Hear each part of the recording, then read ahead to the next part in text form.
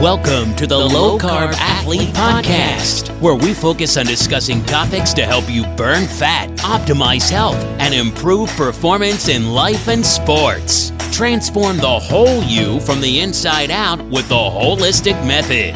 Let's dive in. Here's your host, Debbie Potts. Hey there, it's your host, Debbie Potts, and I want to give you a little info before we get started on the new episode we have for you today. I'm so excited to share with you that I am a presenter at KetoCon, and it's coming July 8th to July 10th in Austin, Texas, 2022 at the Palmer Event Center. KetoCon is an annual event, usually held in Austin, Texas, and they're the largest conference in the U.S. focused just on the science and the stories of keto.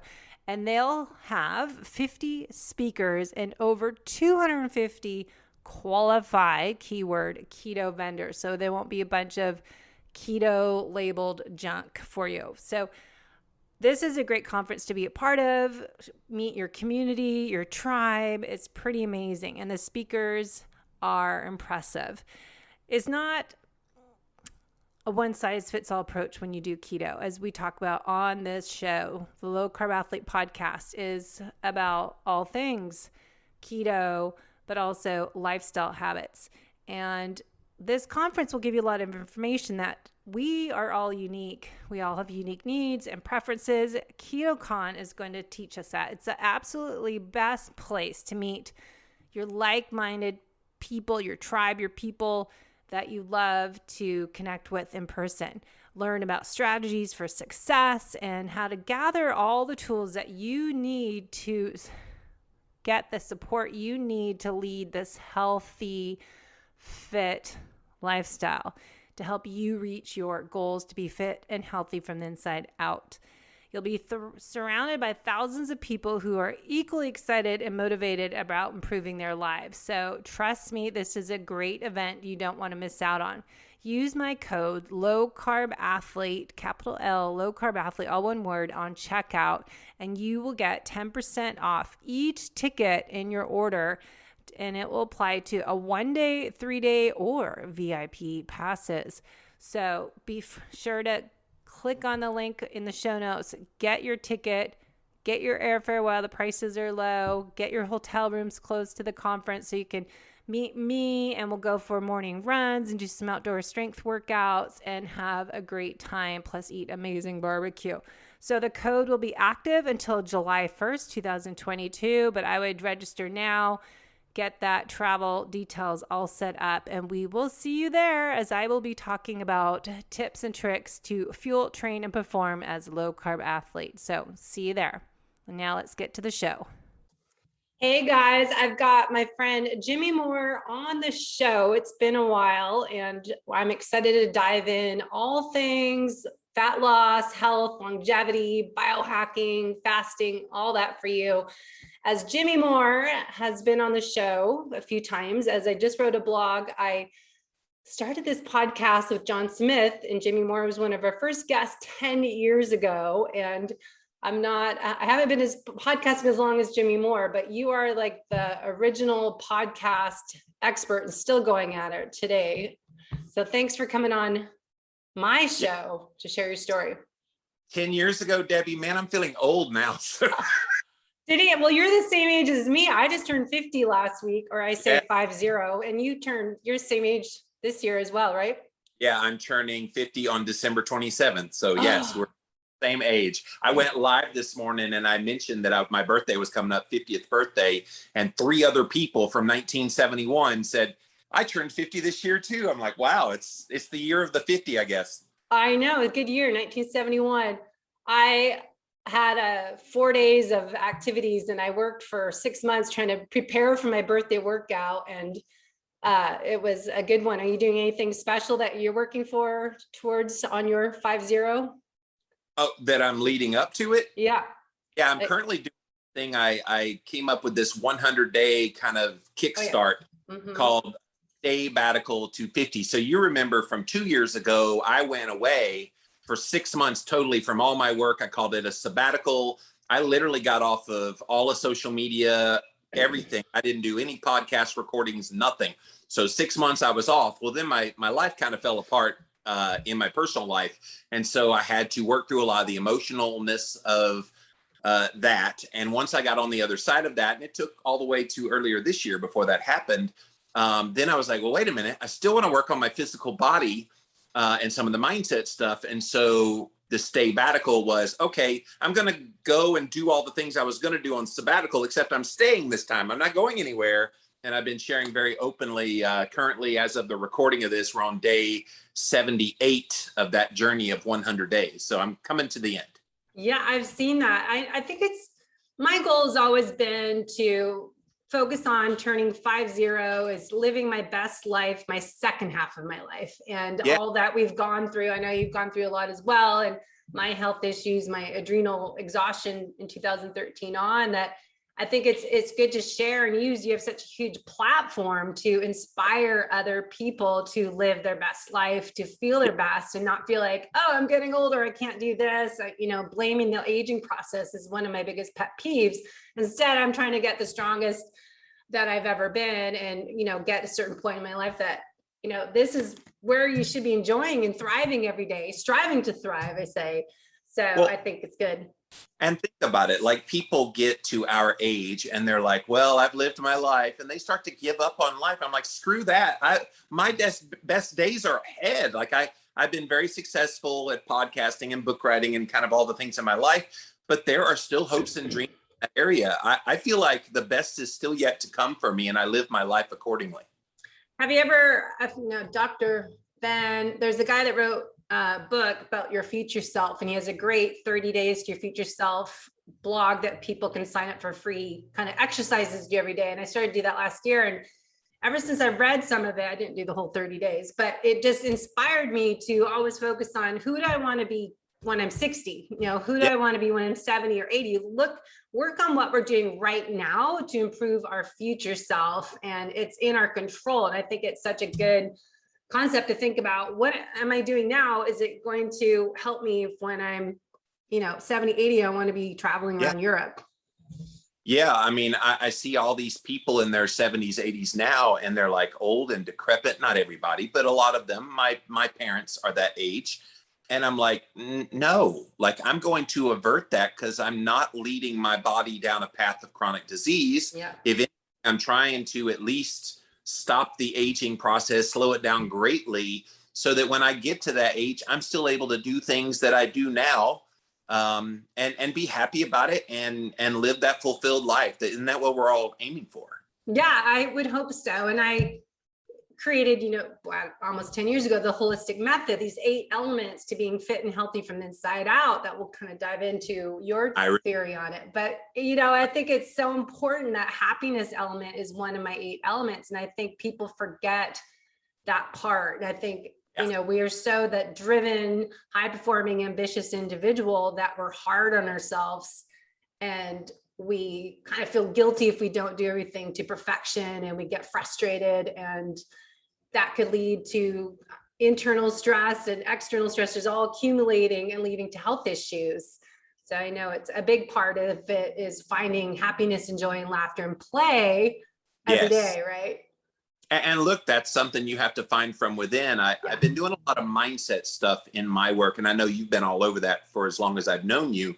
And the mindset is so key, but it's really intense for me because I went through a pretty horrendous time in my life mentally the last couple of years until about 6 months ago, and that wears on you, and it can play such a negative impact on you that you don't even feel it until it's all on you at one time. And so for me, it's about trying to learn to enjoy moments, savor the moments, get your mind on more of things are going to turn out well instead of the worst case scenario. And yet most of the time we go down the negative nanny path in our head of, well, this is what's going to happen. It's the worst case scenario. And I'm thinking those things hardly ever happen. Why do we do that to ourselves? Yeah, that's so true. So a good example, I moved to North San Diego last year, and I was at the Solana Beach this morning, our kind of main hood where we drive to go run and go for a beach walk. And there's this girl who ends up being, I thought she's a young girl, but I talked to her today finally, and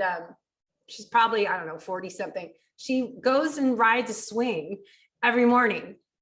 And I love that she's on the swing, like going back and forth super high, just at sunrise at the beach. Yeah. And I go, you know, that's so great. You swing every day. She's like, yeah, I'd rather do, like, get excited to get out of bed to go swing rather than think, oh, I got to do this. I got to do that. I got to go to work. And then now she brings joy to starting the day. She looks like she's a 10-year-old swinging for like an hour on there. Yeah. You know me well enough. I'll be out there swinging with her. It's like, that sounds fun. Yeah, no, I saw it. And then when we were leaving, we went walking the beach and came back up, and there's a guy there. She's like, see, I found some other swinger. I go, yeah, you guys are swingers. So it's a new thing. But it was funny. And then yesterday or the other day I was at the beach, and there's these older ladies. I saw them walk down one day, and I was so curious. They're probably in their 60s or 70s, and they're going surfing or with the bodyboard surfing in the water. And I was watching them the other day because I had 10 minutes to go watch the waves before I went swimming. And I was like, that's so cool. I mean, that's what I want to strive for, to be 70 and taking my board out and riding the waves. It was just so cute. It's like, you know, what you do when you're 10, do when you're 70 and play. Yeah. I mean, Rod Stewart had it right when he said, forever young.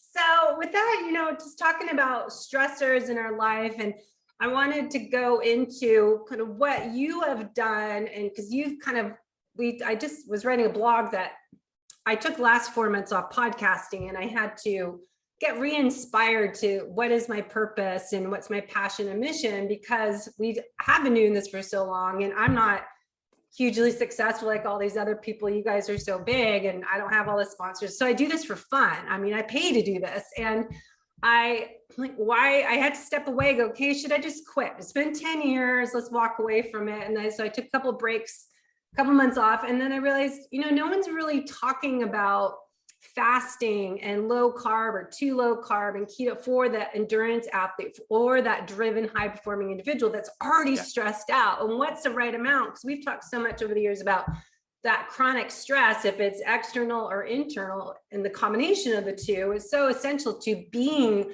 a fat burner, being a high performer, being aware of your aging process, not speeding it up. So what have you learned through all your stressors you've had on and off over the years to really dial in? We're going to go through the 8 elements of the holistic method. So I'm going to ask you, the first one is nutrition. What have you learned for you? Because N=1 is my philosophy. So what have you found the biggest thing to help your overall health and longevity? For me, I, for the longest time, tried to, when I first started, it was the Atkins diet, as you know. And so I kind of followed that. And then I kind of fell into paleo and did more of a lower carb paleo. So then the real food element came into play. Then I started tinkering with nutritional ketosis. And as you know, wrote that big book about ketosis, Keto Clarity. Yeah, one of the best. Thank you. And so went from there and kind of tinkered with that. And then over time, Debbie, my N=1, I found I did better with like mostly animal foods. And so I've been carnivore almost for 4 years now, and been doing that. And now I'm kind of, obviously fasting is incorporated with all of those movements as well. But for me, it's just constantly trying to do tweaks that nourish me well, make me feel good. And yeah, that's kind of been the nutrition story, is never being complacent with where I am, always seeking to make it that much better. And will I add back vegetables? Maybe I'll do some of that, but right now I'm very comfortable in mostly animal-based foods. And it's not, you're not being strict like you're on a diet. It's sustainable, and that's what your body wants, rather than I feel like it's a diet when people say they're carnivore and they're avoiding vegetables. And I think it needs to be sustainable. If I want an avocado, Jimmy's going to have an avocado. I'm not going to be anal retentive about it. But I also know I feel best with those proteins and fats from animal foods. In fact, just before I got on the air, I have backyard chickens. And so I cooked up 7 of my backyard chicken eggs, cooked in grass-fed butter with some spices, salt, and a little bit of mozzarella cheese. And that was my lunch. Hey. You know, I miss eggs. We did this Vibrant Wellness Food Zoomer in September, and we have to avoid eggs. And cow dairy and wheat, of course, and corn. And it's so hard. It's like Maria Emmerich said, her protein sparing diet and all these recipes. I'm like, I can't do eggs. So we'll put them back in after 3 months, but it's, you know, you listen to all the eggs, like, oh, that's so good. Hey, I get up for a period of time. This was like 4 or 5 years ago. I had a food sensitivity test run, and it showed like 5 times off the charts high for both yolk and white. Sometimes it's just one or the other, but it was both. And I'm going, what in the world? And the guy's like, you must eat a lot of eggs. I'm like, yeah, I've got backyard chickens. They like poop out breakfast every day. He's like, you can't have them for a little while. I'm like, no. So I got off of them completely for 6 months. I was taking care of all those chickens and giving away the eggs, going, but brought them back in, and I eat them about every 3 days now, and I've done fine. Yeah, I think it's what I learned years ago from Paul Chek is when I did his coaching program, it's the 4-day rotation diet. So if you want to avoid getting food sensitivities to your favorite foods, like I had avocados and eggs on my food list, that just don't have it every day, because it seems like that gets tagged as an enemy when we start to eat something too much, and we all have some level of leaky gut. But I think it's, you know, trying to not have that happen so I don't have to be sad without eggs. Yes. And the lack of stomach acid to break things down. But we could go into the deep dives of why it happens, but the fact is it does happen. So yes, rotating your food. I'm a big fan of that. People that like to eat monolithically, I'm like, that's going to catch up to you. Yeah. So you're into kind of intuitive eating, as I say, like going by what your body feels like, and intuitive fueling and training is what I've been talking a lot about lately. It's like when you should, and we'll go into fasting after all this, but when you should eat and break that fast, and when you should have that food that your body's kind of craving for. So you've learned from so many years of trying all these different experiments, what Jimmy's body's asking for and when to listen to those signs, right? Yeah. And look, and it's not even a linear path of, well, at 10 o'clock in the morning, that's when I have my first meal, and at 4 o'clock, no, I just like wait for hunger to kind of give me that cue. Used to, hunger meant ravenous, got to go eat all the junk food. Now hunger is like, okay, I should probably eat within the next couple of hours. That's what it means to me. And the hunger is just the tap, tap, tap. Are you there? Rather than and go eat now. I don't have I could literally go 48, 72 hours and not eat and be just fine. I don't know many people that can say that, but I can, because I feed myself well, and my body's not freaking out. It's getting all that it needs. And so that when I do eat, I feel that nourishment. I get the benefit from that. It's such food freedom. People are like, oh, you're going to tie yourself down if you eat keto or carnivore. I'm like, I have never been more free in my diet than I am right now. Yeah. I like to not say what type of eater I'm in. I just like eat real food that makes me feel good. Yes. And as we learn nutritional therapy, that balances my blood sugar. I'm using my continuous glucose monitor again now to really find out what I can eat. And it's amazing. Kind of talk about that real quick, is that how much everyone reacts to food differently, but stress. If I'm driving and there's a slow poke car driving ridiculously, my blood sugar went up to 160. It's like every stress response is this blood sugar response for sure. So Debbie, stressed spelled backwards. Oh yeah, you told me that. Desserts. Yeah, it's so perfect that you told me that years ago. I forgot about that, but that is, the next thing when I go into exercise, but just how it's not just food we eat that will raise our blood sugar. So kind of can touch on that. But I was going to add though, I went to this keto store that I heard about in San Diego on the weekend, and it was Sunday. So I have kind of my cheat day. I had this low carb, gluten-free, grain-free cookie. I had one bite, flew my blood sugar up because I had monk fruit, and I do not, do any of the sweeteners. So I'm like, just because it's keto labeled does not mean it's not going to impact your blood sugar.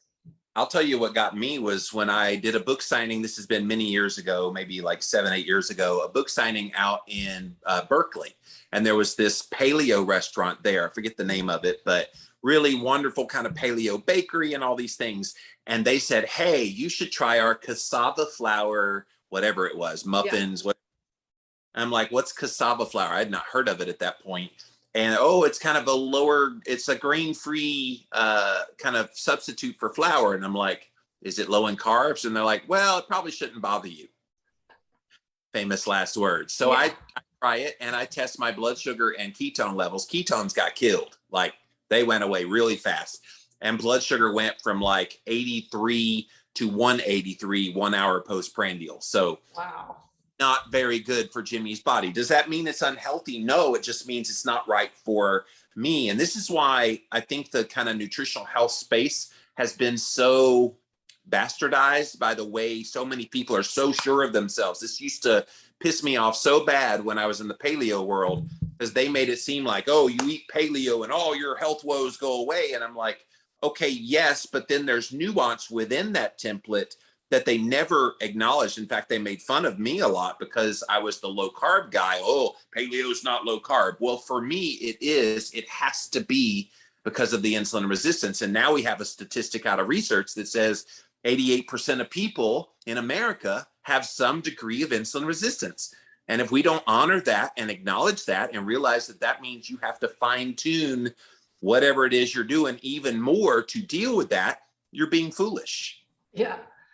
I laugh at that. Like, how would they know? Because I went to the doctor my first time here under Kaiser and I couldn't get them to test my insulin. And they're just doing A1C for type 2 diabetes, pre-diabetes prevention. Like, you're not even testing insulin. So no. I had to fire my doctor. This was about 6 years ago. My local doctor, like a mile down the road from here, because he refused to run insulin. I'm like, dude, I want to know what that number is. I don't care if you don't know what it is or care what it is. For me, you're not type 2 diabetic. Well, yeah, I'm trying to keep it that way. Yeah. I want to prevent it. I know. That, and I'll add in, they wouldn't do vitamin D. I'm like, where have you guys been, under a rock for 2 years? You idiots. I was so mad. I was like, my blood sugar went up higher that day after that appointment. Like, yes. No wonder why I was screwed up. So anyways, the topic, next number 2 is exercise. What have you found? I know you've Mr. Tire Flipper. What have you found that really helps your blood sugar, your ketones, and staying healthy and getting stronger with your exercise routine and lessons learned?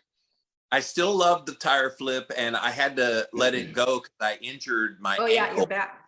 And so, it was my back first, and then the ankles started twisting. I got some good running shoes. Finally got good running shoes. So Hokas. Yeah, those are great ones. Yes, the Hoka brand, I think is what they call it. Hoka. Hoka. Anyway. Oh no. One more time. Think Hawaiian. Hoka. Oh no. They're Hawaiian shoes, but yeah, those work really well. So that helped you a little bit. But so obviously that is something I enjoy and I'm looking forward to getting back more heavily in. But what I have discovered for myself and my friend Lauren Pappas, you may know her, Lauren DJ Fit, she's all the time out there walking. And there's just such power in committing yourself to go walk. I know you like to run. I'm not a runner.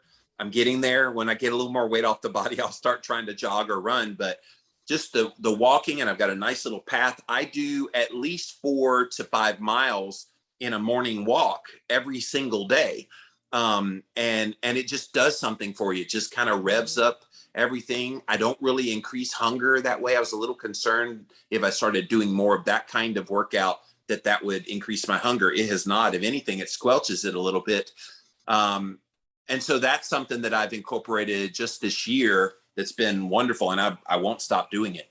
That's good. I said a year ago when, our life changed a little bit, I would tell everyone breakfast, lunch, dinner does not mean eat. It means move. Get outside and move. I don't care if it's down your driveway and back or outside the inside, but I still think that is a great habit to think, all right, I'm going to wake up and go move and get outside, watch the sunrise. It doesn't matter. I think even if you walk 5 minutes or just stand still, I think just getting outside and moving is so important. But throughout the day, getting those moving, because I think so many athletes get up and they exercise and then they're, sitting all day. So we say sitting's the new smoking. And I think it just movement throughout the day is another element of the holistic method, but it's essential. Oh yeah, I make myself get up, and I drink a lot of water, so that kind of naturally makes you get up to at least go to the bathroom. And I'm out there feeding my chickens. And yeah, and like a day like today, it's gorgeous here in South Carolina. I'll get out there and soak in the sun and walking around in my backyard, getting the sun exposure. Yeah, it's kind of cool. Yeah. So you're lifting weights, or just that, are you not doing it because of the tire, but are you doing other things for strength training? Currently, no. Currently, I'm trying to make sure everything in my body is pretty solvent. I could probably be doing some upper body stuff, but I'm not yet.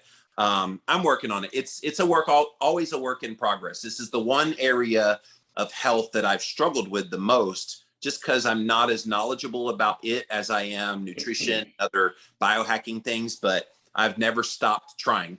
Well, you do have a lot of friends that are exercise trainers that can help you. I think, keeping it simple is what I try to say to clients, that just like do push-ups on the sofa or chair, tricep dips and squats, and just doing something that's body weight that you don't have to go anywhere, but that just takes 5 minutes, right? Or lifting books. That works too. Podcast. This is what I'm doing the rest of the podcast. That's funny. Yeah, just lifting heavy things. Our house up here, I was posting pictures last year, winter, when we were doing our granite lifting up bags, and I have 32 stairs to go up, and I was carrying a bag, and then I had a wheelbarrow carrying. I'm like, okay, I don't need to go to the gym. I just got all this weight moving bricks and rocks and heavy bags of stuff. Yeah, so.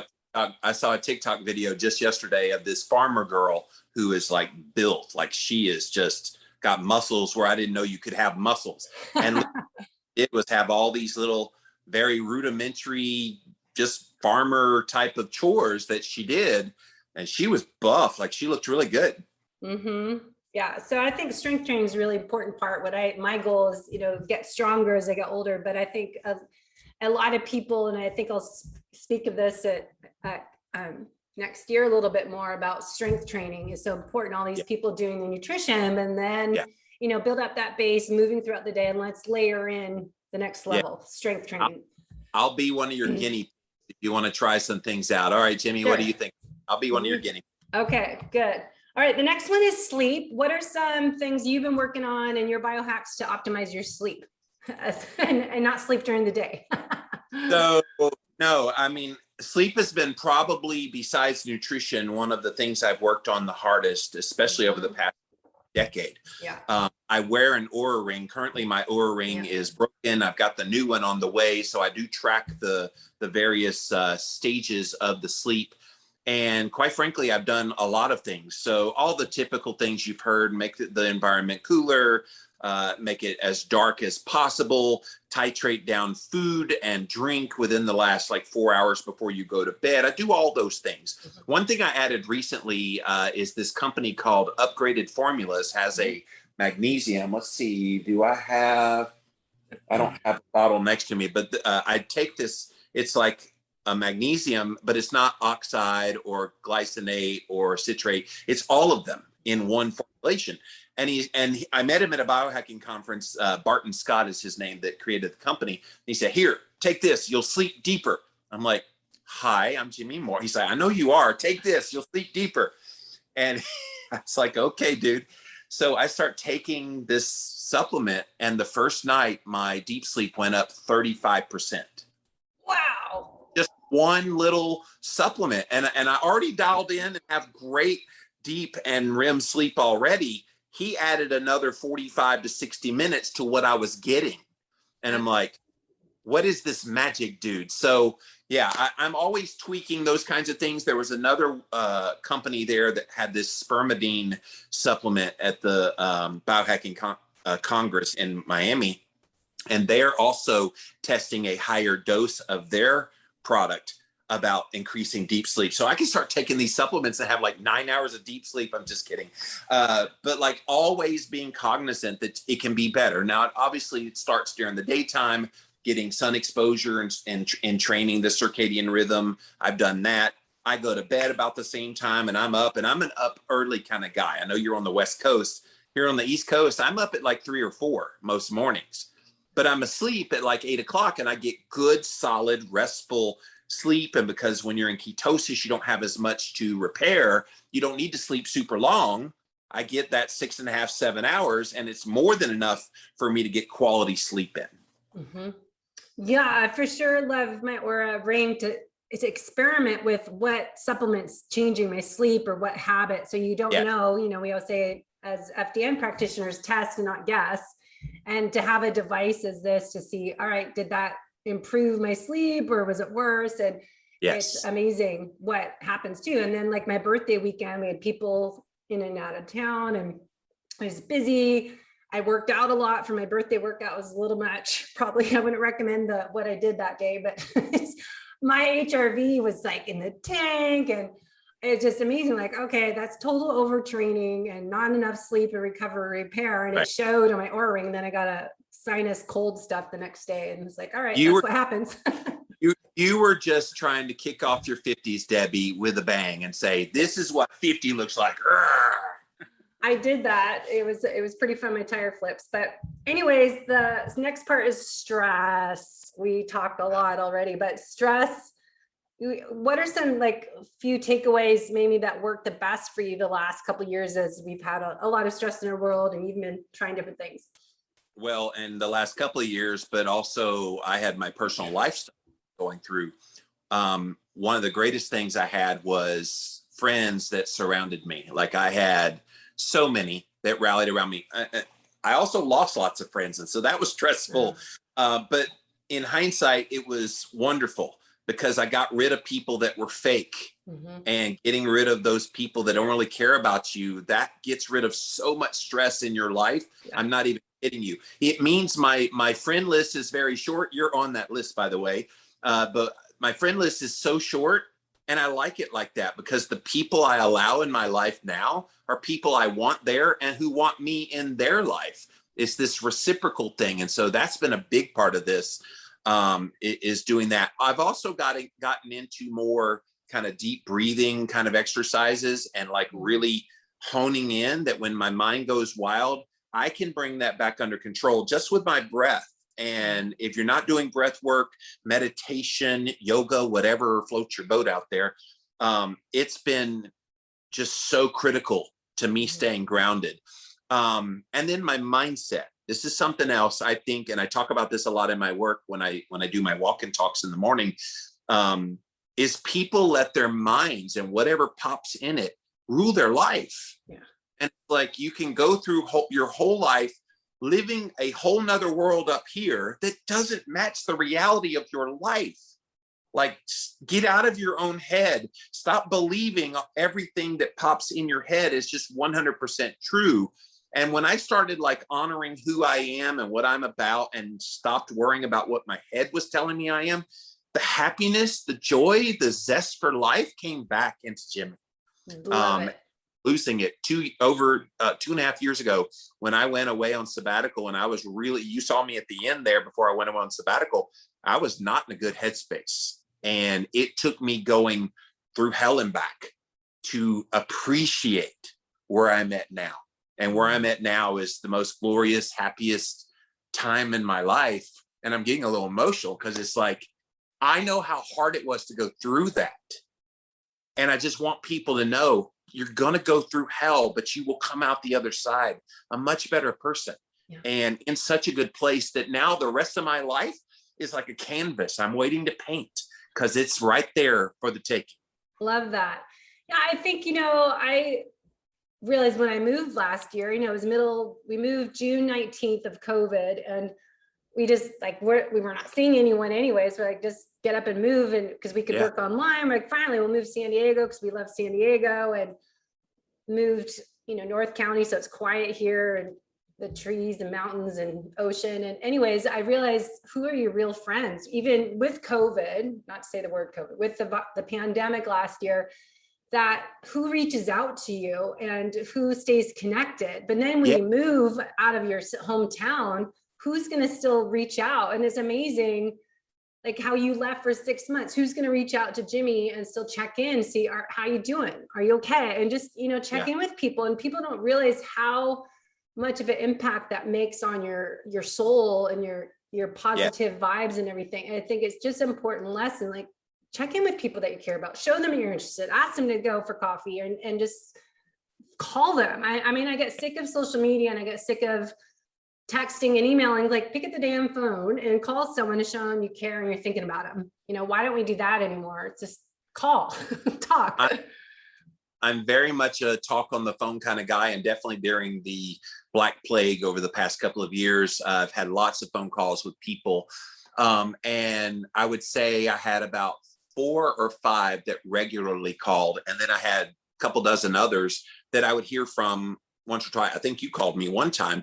And so I've got those people in my life, and it's such a breath of fresh air. It reminds you of your humanity when people care enough about you to at least check on you and check you out and just make sure you're good. And that was invaluable for me. Yeah, I think it's definitely something to look at. I actually got this book from Robin Schweitzer of KetoCon. It's called Knowing Where to Look. And it's nice. It just has little daily inspiration moments, but it's talking about being inspired. What does inspire mean? And yes, find that inspiration. It was like, oh my gosh, that's what we need to inspire, and how he has little different things to read each day, little quotes and stories. And it just like finding that to reach out to people that's like, are you okay? Are you good? Are you healthy? Yeah. And show you care. But I think that's an important part of the holistic method of being fit and healthy from the inside out is nourishing your soul, your mind, body, spirit. But the happiness part plays into that, and the mindset. But I think, relationships are so essential to health. Agreed.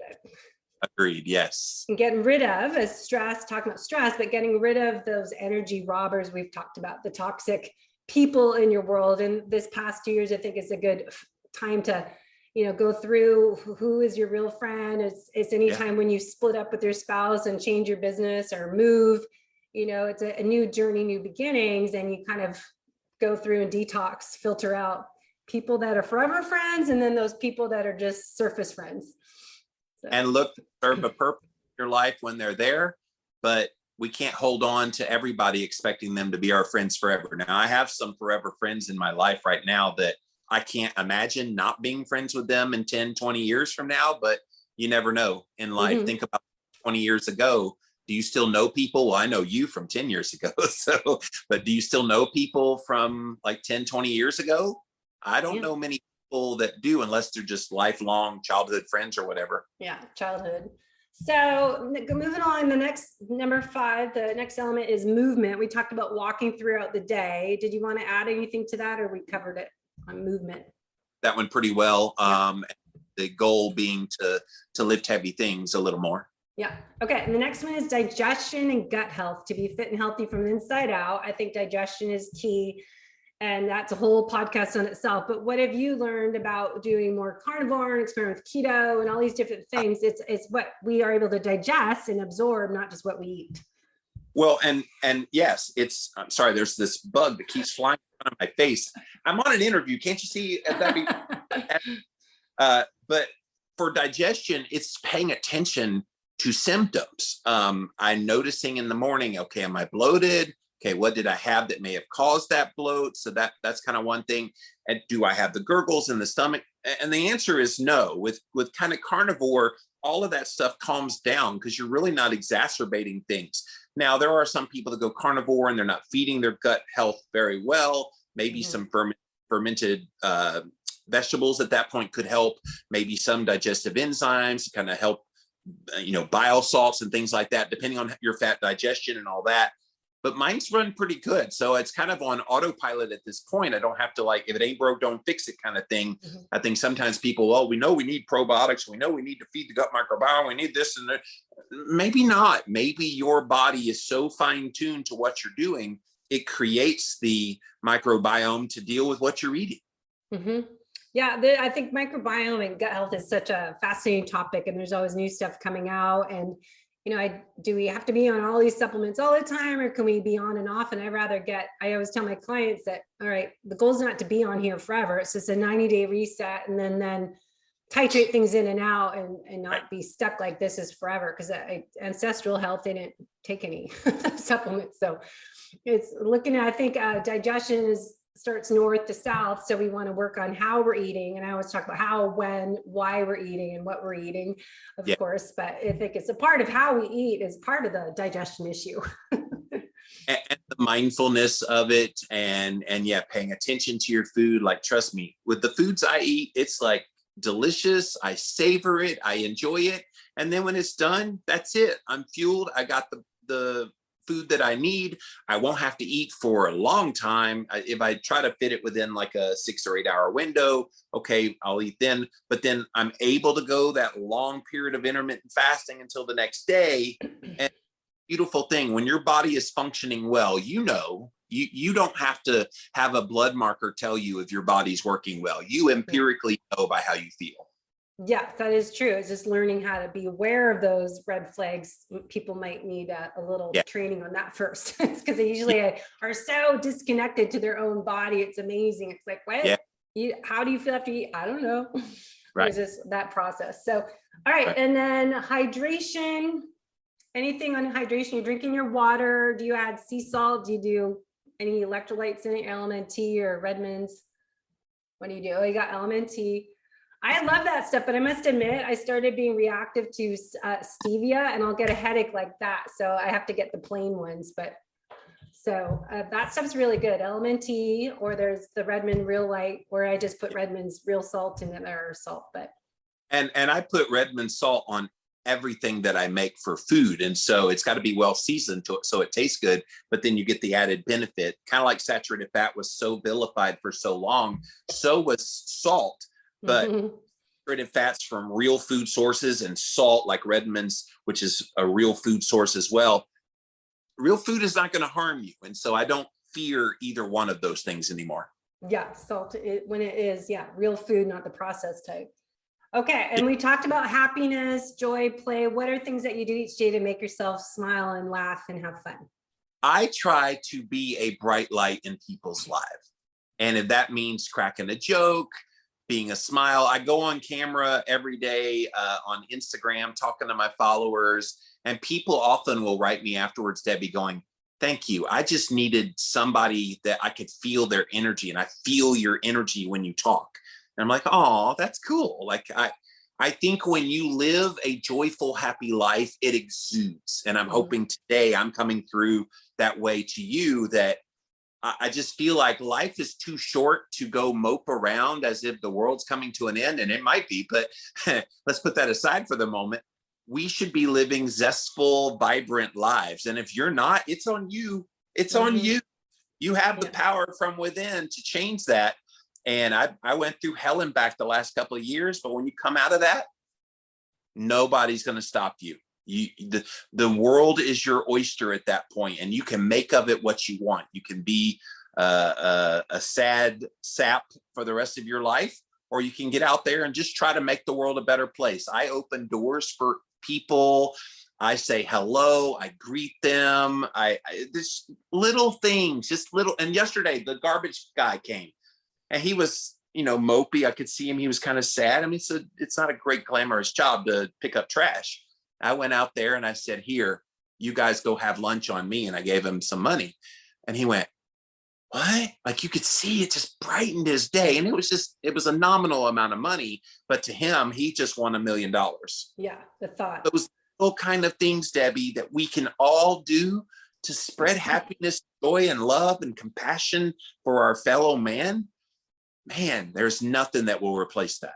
So I know you are definitely a giver. You're the hugger, and you give, like you're saying, but that gives you back love and happiness and joy when you're giving to others. So you feel like you're getting enough back. Oh yeah. And I think sometimes people are expectant of being a taker. They expect someone else to just jump to them and give. But the best way to get is to give yourself. Can you imagine if the whole world took on that mantra of, what can I do today to make someone else's life better? If we all did that, we would have no strife. We would have no division. We would have nothing but love, kindness, happiness amongst everybody, because everybody is looking out for the other person. And not everybody's going to do that. That's why it's so stark when you have someone who does do that, because the norm is to go through life drab, waiting for somebody to do that for you rather than you being the instigator for someone else. Mm-hmm. True. And I've said the last couple of years too, is that self-care is self-love, loving yourself enough to take care of yourself so you can be a better person to others and pay it forward. And as you're saying, give it back, that boomerang effect almost, that you're just getting that happiness back and making you smile. It's just, someone told me the other day, this guy I keep seeing when I go run and at the beach, and he's always walking, and he goes, "You just have the most radiant smile." I'm like, that's so nice. So no one ever gives compliments. And I was just, wow, really? And then I was just walking, running on my own, like smiling. It just, to get a compliment, it's just, it does bring you joy if you're the recipient, and then giving it back. So, and then I have my new friend I give high fives to every week when I'm going out the coast. So it's funny how much of an impact that makes on someone. Yes. Oh, it makes a huge impact. But you got to be careful with that though, when it's like opposite sex. Are they hitting on me? What's that? So I don't have a problem like you would. If a girl is giving me a compliment, I'm like, oh, hello. So luckily Neil was running in front of me because he's way faster, but I was like, hope he knows that's my husband up there, because I see him all the time. And he was like, oh, I hope everyone should look as good as you at 50. I'm like, okay, that's my husband up there. So no hitting. I mean, be friendly. So anyway, so that's the 8 elements of the holistic method, really looking at how people can strive to improve their vitality and thrive every day by looking at all these elements that I find that most people just look at just nutrition, and then maybe exercise, or maybe just exercise, not nutrition. And then all the other stuff, as we've talked about so much over the years, of how stress impacts all of that, but poor digestion impacts all of that, happiness, that all those elements impact the other. Yeah.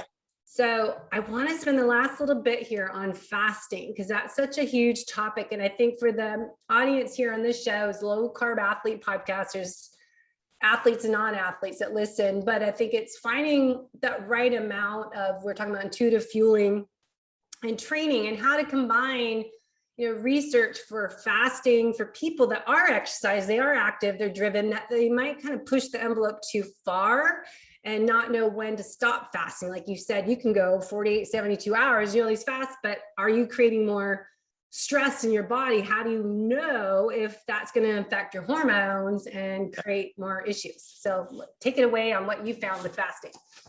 Yeah. By the way, I did write a book about it called The Complete Guide to Fasting with Dr. Jason Fung, the preeminent practitioner that uses fasting with patients in the world. He's out of Toronto. Fasting. Look, I don't think everybody needs to fast. Let's just be clear about that.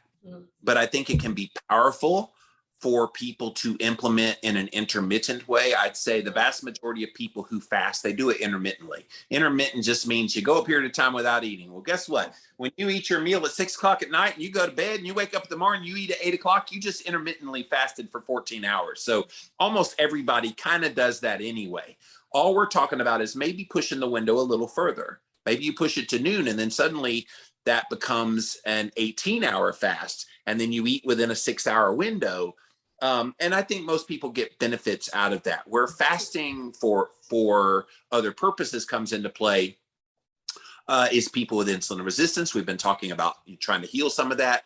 People with morbid obesity, you have lots of nutrition on your body that can be tapped into.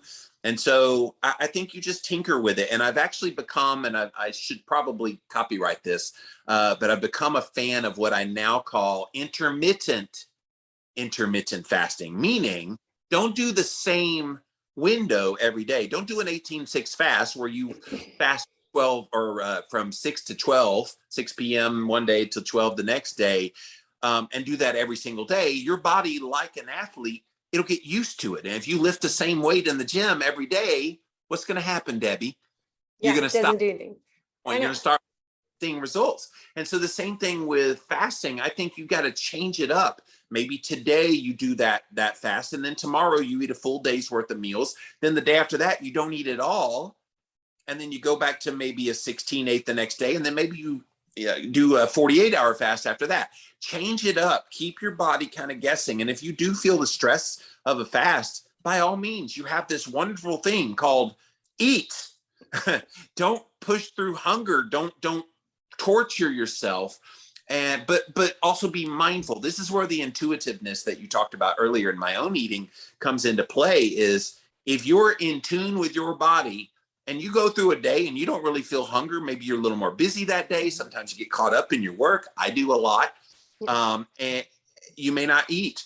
That's okay. Like, it's not the end of the world. And you don't need to have like a little bit of something, because then your body's going to downregulate some of the hormones to make you hungrier quicker. Whereas if you just didn't eat and you kind of picked it up the next day and had some food and nourished your body well with real foods, everything would be fine. I think we try to make our bodies into a machine that 8 o'clock in the morning, we must have this thing called, it's a man-made construct called breakfast.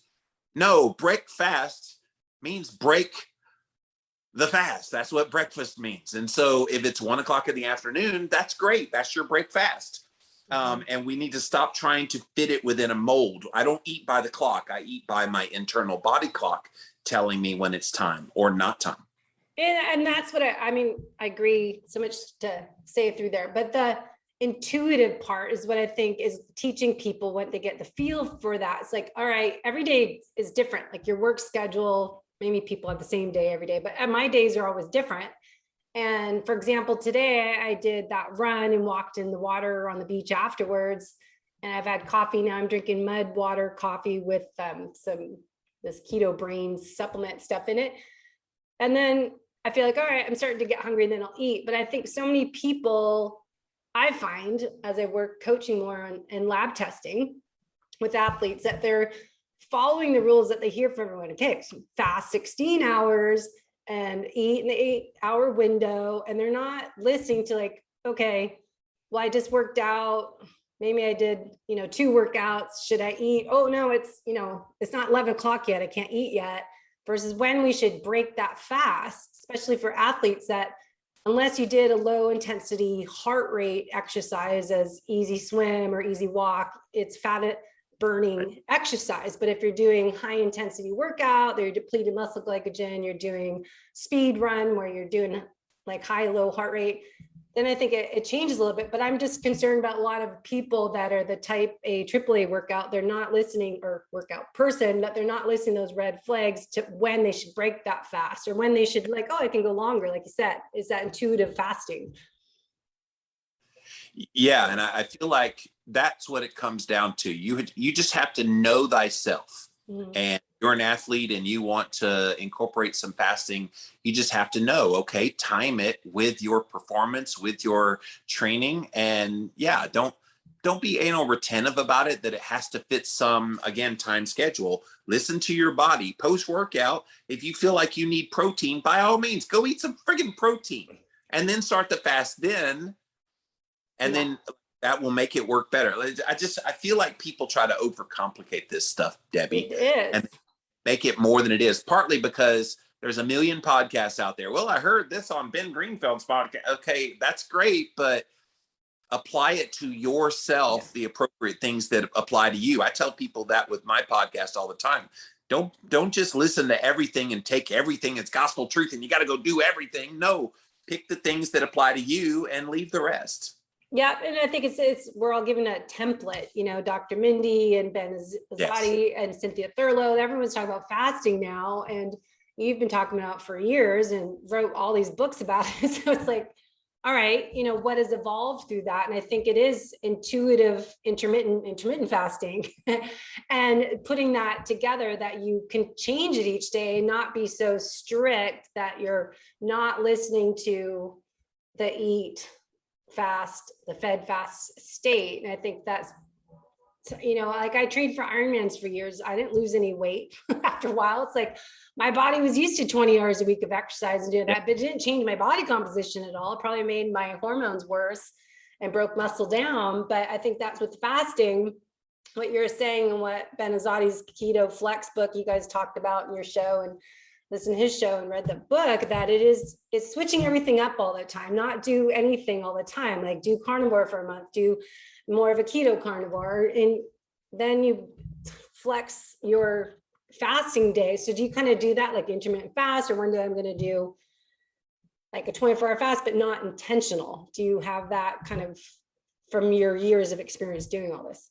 All the time. like I said, if I wake up and I get busy in my day and I've got 2-3 podcast recordings and I'm writing on my book and I'm out doing my biohacks and I get back and I'm like, oh, wait, I haven't eaten today. And it's like 4 o'clock in the afternoon. Guess what? I'm fasting that day for the rest of the day. I go to bed, wake up the next day, have my nourishing meal, and I got the benefits of a fast from the day before. So yeah, it's beautiful. It's beautiful when you can live your life that way. When I used to be the guy that would chain drink Coca-Cola to the tune of like 16 cans a day, and I would go to fast food and eat junk food. It was just this all day feasting affair. So the way I see it, Debbie, is I've had my feasting days. I've got to mix in a whole lot of fasting days to offset those past feasting days. Yeah, that it is like the feast fast is what people talk about. But then I really do like having it switch it up, that you're not doing the same thing every day, which goes for everything. And it's that Goldilocks effect, not too much, not too little. Because I find with all of this, a lot of people do too much of it, too low of carbs for the athletes, too much fasting, too much stress, or whatever it might be. It's just too much fill in the blank, that fill the word in. So I think it's good to teach people how to learn how to listen to themselves and individualize it. And you get there. I think people go on day one and they want to try to implement as if they've done this for 10 years. I'm like, no, I've done this 17 years now. And I still learn things, but I'm in a good routine now. And I've done this a while. Don't beat yourself up if you're just kind of starting. Get the basics down. Learn to listen to your body. Wear a CGM. See how you feel at various blood sugar readings. Kind of do all the things and try. And just be the best N=1, paying attention to what's happening to you that you can possibly be. And after a while, it becomes very intuitive where you are, and you just do the things. You don't even think about them anymore. They're so intuitive. Yeah. Do you do any supplements for like berberine or any blood sugar? Well, prophylactically last year when everything went down in March last year, I started even before the studies came out, just because I'd interviewed enough people. I started prophylactically taking pretty high dose vitamin D3, K2, and I've yet to get this thing, by the way. And I've obviously not getting the hokey pokey thing either. So that was one thing that I did. As far as berberine, I have taken berberine. I've got some in there, but my blood sugar is pretty steady all the time. I know it can help heal some of the insulin resistance, and I'll cycle it in every once in a while. I try to stay away from being so dependent on supplements. I try to get really high quality nutrition from my food. And so I know sometimes you need that help, but I try not to rely on that so often. You eat organ meat, don't you? Or you're kind of the nose to tail? Yeah. I've got beef, heart. I'm trying to remember what, pork, liver. I've got different ones in my freezer now that I'll pull. I don't like it, but I'll eat it because I know how good it is for you. Yeah, I take the capsules. I'm not eating it, but I think that's when carnivore works for people, that they get so much more nutrition doing the organ meat part, but I can't do that. I have the freeze dried capsules as well, and I will take those as well, but I'm trying to get more real food oriented with it all. Because look, that's what hunter-gatherer man did. They ate the guts of the animal and didn't even think twice about it. Yeah, eat the guts and drink the blood and all that. Not going to happen for me, but it sounds, I understand the benefits of it, but I'm not going to be doing that. No, the Maasai always drank the blood. And I'm like, yeah, I'll leave that to them. I'm going to pass, pass on. So do you look at, last little bit here, I know we're going to run out of time, but the ancestry background of like what your body should eat and look at your genetics? Because I know like I'm Northern European and I am more prone to type 2 diabetes, insulin resistance on my genetics. And I'm right there with you. I have a lot of Irish in me as well. And so, I have looked at that. And I mean, it's pretty much the way I'm eating anyway. Yeah, so I was going to say it matches when you eat more carnivore. That's if you're more Northern European. Yes, exactly. Because I think, I always find that interesting to work with people to individualize their nutrition protocols is looking at their genetics and look at their blood work and put it all together as a health detective, I say, but it's just fascinating to see, okay, what works for you, what makes you feel good and loses cravings and keeps you full for hours if you eat the right food for your body type, and if it's metabolic typing and genetics and just balancing your blood sugar. So it's just really good to N=1, but really dial it in for you as a person. We live in such a glorious time right now in the history of the world, because we have all these tests and all these ways to kind of optimize and really fine tune how to eat, how to live, how to everything. And people that don't avail themselves of this technology, shame on you. Like, that's why it's there. Now, is it perfect? No. Yeah. Some of the stuff when we first met 10 years ago, I think we met at Ben Greenfield's conference for the first time. You know, there was stuff that was out then that were like, whoa. And now it's so mainstream out there. And then there's new things now that, you know, if you're not availing yourself of what's out there, it's a shame. You should be able to use the technology to your advantage. And I'm such a geek with all of the everything technology wise. I just got my Morozco Forge, by the way. It's did. I just got it yesterday, and I went in for my first dip last night. It had only gotten down to 45 degrees, so it wasn't quite to the 33 that it is right now. And oh my goodness, I was like in heaven. I'm like, I was stayed in there 20 minutes. What? That's why I moved to California, to have hot weather. So that's torture. But I'm working on I sold my Sunlight and sauna when we moved, and now we're looking at getting another one. They're backed up a little bit, a few months, but just getting the sauna first, then maybe some type of cold tub. But that's the best one to get, sounds like. It is. It's a little pricey, but man, it's good craftsmanship. I love it. Yeah. Awesome. So what's Jimmy working on now? Any books? You're always writing books. What are you working on? The midst of writing a book with my best friend, Brittany Davis. We do a podcast together on Mondays called the One Step Deeper podcast. It's my first ever mindset podcast. I've done nutrition and health shows forever.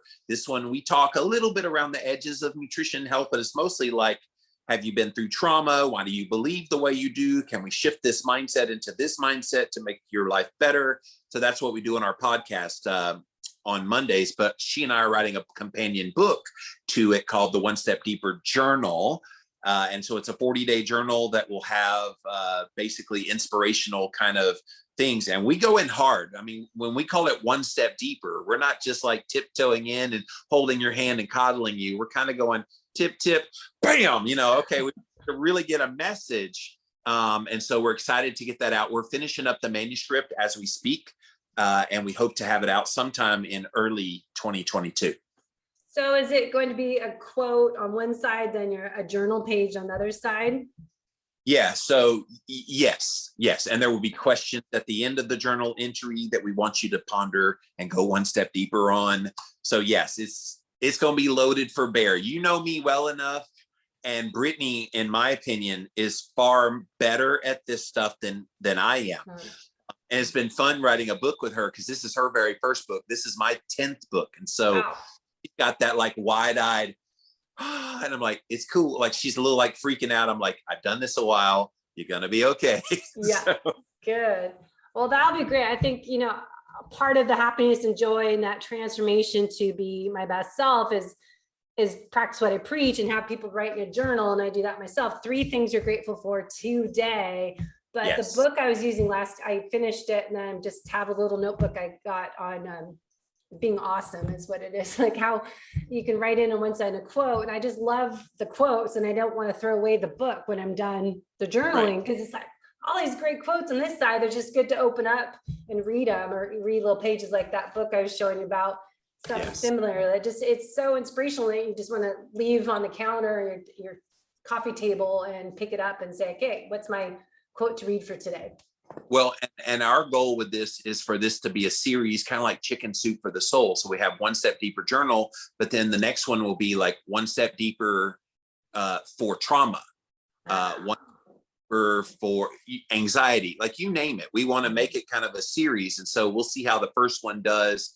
We're self-publishing. And so, we just want to see what happens. Awesome. Well, you're always working on something and always following your purpose and passion about everything and having a great impact on the world, and always inspiring everyone to do more. So Jimmy Moore, Jimmy Moore, do more.